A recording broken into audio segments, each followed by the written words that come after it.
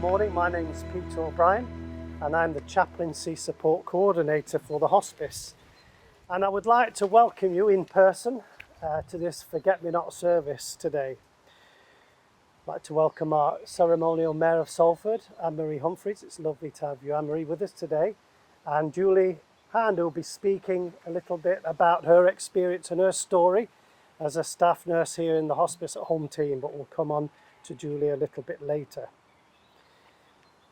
I'd just like, before we turn to the service sheet, just to talk for a minute or two about the importance of remembering a loved one who's no longer with us, especially during these difficult months, 2 years in fact, that we've had because of the pandemic.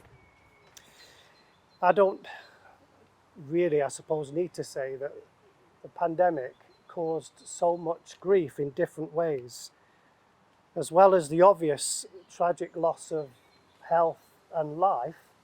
There were other losses as well that people experienced. People lost their employment, they lost their jobs, they lost out on special occasions. Some have been rearranged, others have just been forgotten about. But we're here this morning because we have lost someone who's very dear to us, who have gone perhaps, well, from our sight definitely, but perhaps not from our memory. I know because I've been talking to one or two of you as you've been visiting and coming into the hospice over these last months and years, that the loss of your loved one was made extra difficult because of the restrictions that were placed on certain things. So we had to limit the number of visitors that we had in the hospice, and that was difficult. And I know in the height of the pandemic, you couldn't touch or embrace or hold or even kiss your loved one because, again, of the restrictions in certain places. And certainly, perhaps for some here, the numbers at the funeral services were a lot smaller than you'd wanted in reality. The funeral service and this Forget-Me-Not services are rituals. They're times where we can say farewell, goodbye, and also occasions where we can recall and we can remember and celebrate the lives of those that we've lost.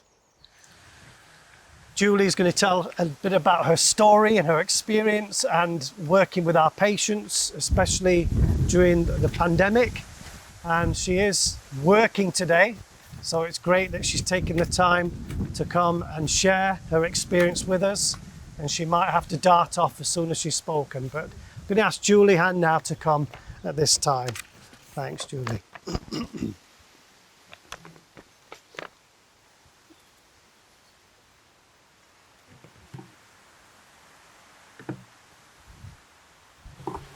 Good morning. My name is Julie Hand and I've worked at St Anne's Hospice for almost 14 years. Over the last 2 years, we've all been on the roller coaster that's COVID-19.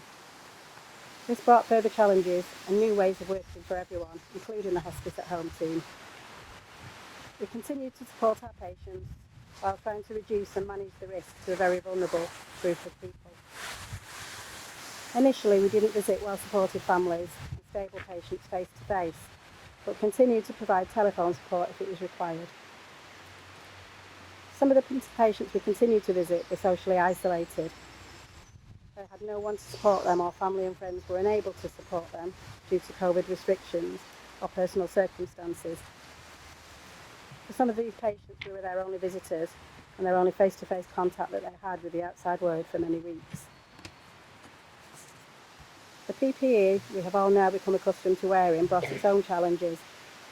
I remember visiting an elderly lady who was very deaf and used lip reading as a way to communicate. I'd seen a paramedic post on social media about an app called Google Live Transcribe, and I downloaded this to try and overcome this problem. It worked by typing out what you spoke so that the patient could then read the transcript, which I thought was a great idea. However, this lady also had macular degeneration, which meant her eyesight was too poor for her to be able to read. And another lady I tried this with insisted on reading it out loud, meaning that it just retyped and repeated with what I had said as she read it out. The pandemic has also highlighted to me more than ever the importance of being an advocate for our patients. And a clear indication of this are comments like, "We don't know what we would have done without you. You fought our corner and got things sorted." Two comments that I received from patients and family when they felt isolated and felt they were not always receiving the help and support they needed from other sources. Last year was our 50th year as a hospice, and over the next 50 years, I'm sure that the Hospice at Home service, the hospice here at Little Holton, and the new hospice building over at Hill Green, and all the services that we provide, will continue to grow, change and develop as we strive to continue to ensure that we meet the needs of our patients, carers and families, no matter what challenges we meet along the way. Thank you.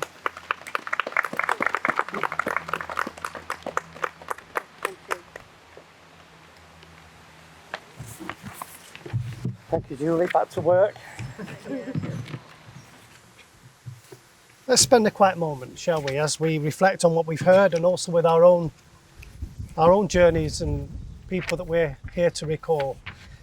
As we listen to birdsong and the aircraft overhead and the wind in the trees, let's just have a quiet moment with our own thoughts and reminiscences of that person that we're here to remember, and to give thanks and to celebrate their life.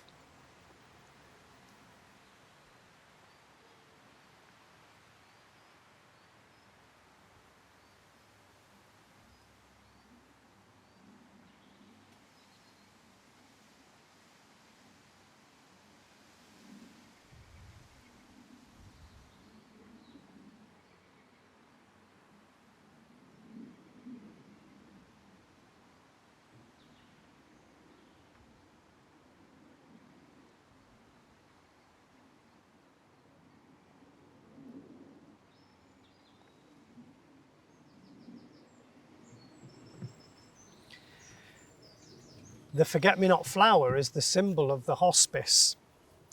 And one of the reasons it's our symbol is because it represents certain things. It represents, or the colours at least of the flower, represent qualities like steadfastness and loyalty and devotion and love. And perhaps those are some of those feelings that you just felt as you remembered your loved one there.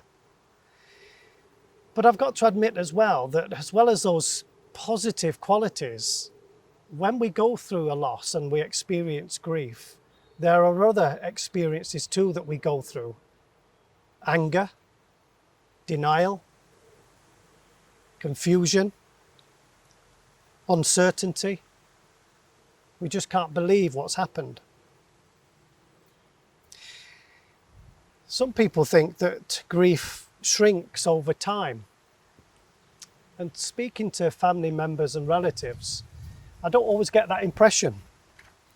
But what I did read a couple of weeks ago, which I found quite helpful, was that someone said that instead of our grief shrinking over time, it pretty much stays the same. What happens is that we grow around our grief. I think that raw grief does abate, it does go eventually, but grief will always remain with us. But this theory said that instead of shrinking, we learn to grow around it. So we have new experiences, we meet new people, we develop new relationships, we begin to find moments of enjoyment. So the grief that is there, but somehow we grow around it. I like that theory. I know from personal experience that when someone dies, we don't get over our grief by forgetting, we get through our grief by remembering. And please can I say this, that grief is not a sign of weakness. It's the price we pay for love. The only cure for grief is to grieve. And again, if we can say the words of that final paragraph where it says for ourselves, let's say these words together. You shared your life with us. You gave your love to us. You sacrificed your time for us. You cast your light upon us. Now as we journey on, may we, like you, give others our life, our love, our time, and our light. For as we have remembered you today, so now we turn to ourselves, knowing that our tribute to you is to live as fully as we can. So listen to the words of the final blessing.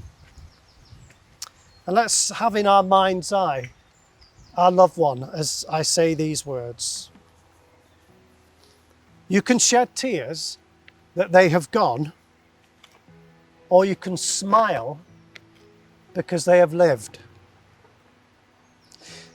You can close your eyes and pray that they will come back, or you can open your eyes and see all that they've left. Your heart is empty because you can't see them, but it can be full of the love that you shared. You can turn your back on tomorrow and just live for yesterday, or you can be happy for tomorrow because of yesterday. You can remember them and only that they've gone, or you can cherish their memory and let it live on. You can cry, close your mind and turn your back, or you could do what your loved one would want you to do.